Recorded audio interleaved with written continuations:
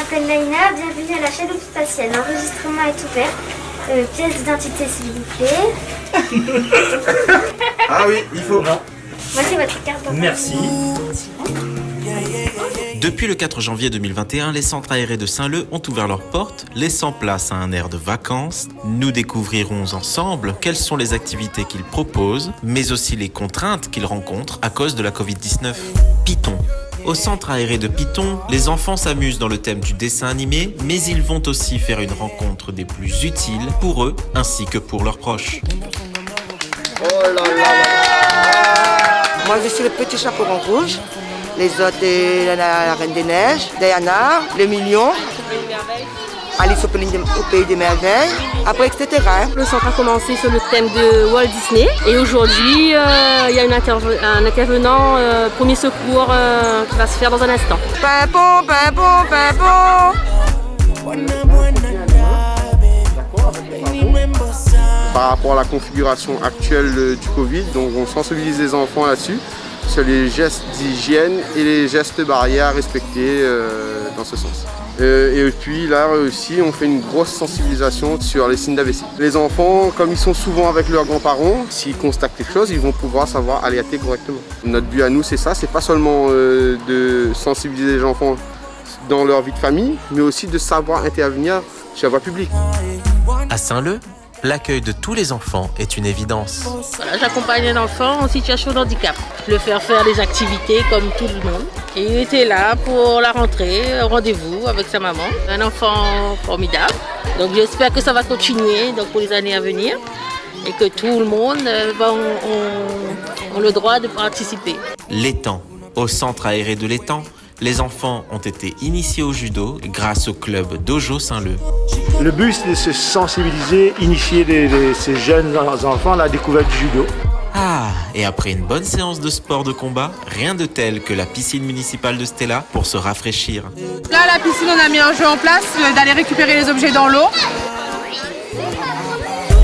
La chaloupe. Les enfants du centre aéré de la chaloupe sont quant à eux initiés à la science et ce n'est pas sans leur déplaire. Et je vais leur montrer une réaction du permanganate de potassium avec la glycérine. Je suis le docteur Fou, certains m'appellent. Sinon docteur Paul, ça dépend des enfants. J'ai été très étonné, j'aurais pas pensé que les scientifiques avaient autant la cote avec les enfants, mais ils adorent ça. Et je trouve ça génial, effectivement, j'espère que ça va susciter des vocations. Mais ils sont aussi en pleine création d'une maquette qui sera exposée à la médiathèque Roger Poudroux et qui aura pour thème l'espace.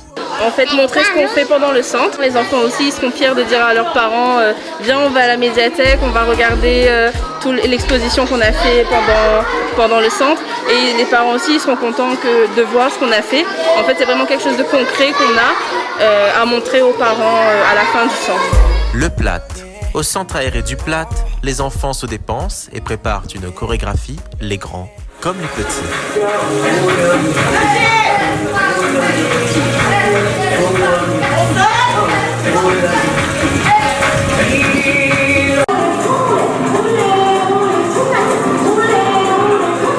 La pointe des châteaux. À la pointe des châteaux, c'est la même chose. De la musique et des petits pas de danse qui ne manquent pas de conviction.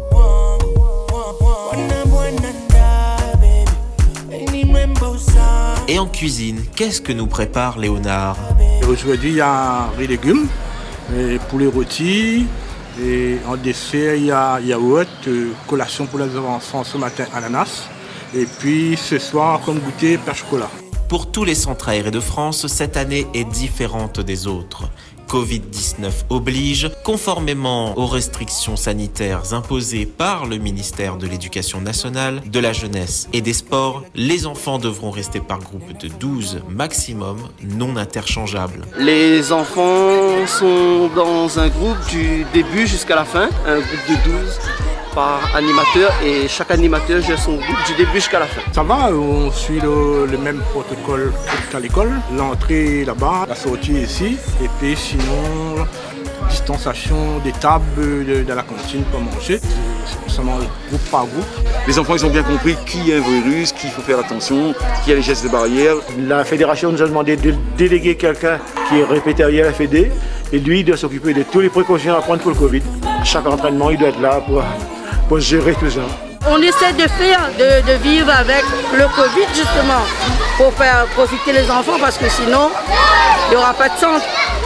Et les enfants ont besoin de ça. Ça fait plus de 1 an à peu près qu'ils n'ont pas fait un projet collectif comme ça entre eux. C'est très différent des autres années, vu que là, il faut avoir les gestes barrières par rapport au Covid. Et malgré toutes ces contraintes sanitaires, les enfants arrivent-ils tout de même à s'amuser ? Globalement, elles sont plutôt satisfaites, même s'il faut se lever tôt le matin, même pendant les vacances. Les enfants sont contents, les animateurs sont heureux, les parents sont contents aussi. Je souhaite à tout le monde de bonnes vacances, de bonnes et belles vacances. Bonnes vacances à tous et bonne année. Et que cette année porte bonheur et bonne année à tout le monde.